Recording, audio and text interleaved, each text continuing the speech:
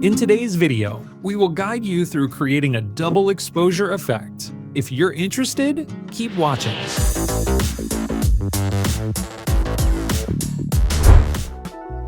First, let's open VPE and click Create Now to start a new project. After selecting any material, click Add to enter the editing interface. Start by importing a black and white image.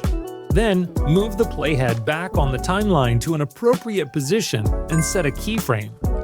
Continue dragging the playhead and set a new keyframe.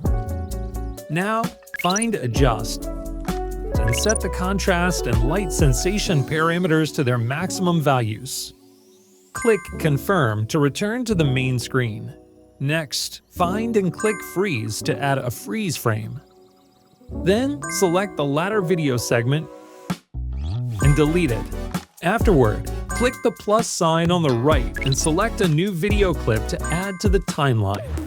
Choose the new material. Click Move to PIP and place it on the lower track.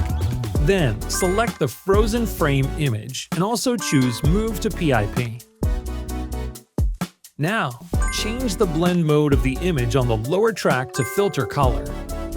Click the video material on top and in the preview window, adjust its position and size.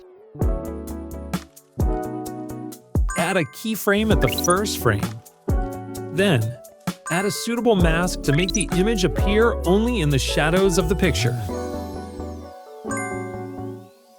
Set the opacity to 0. Finally, drag the playhead to an appropriate position later in the timeline. Set a second keyframe and adjust the opacity back to 100. And just like that, the double exposure effect is done.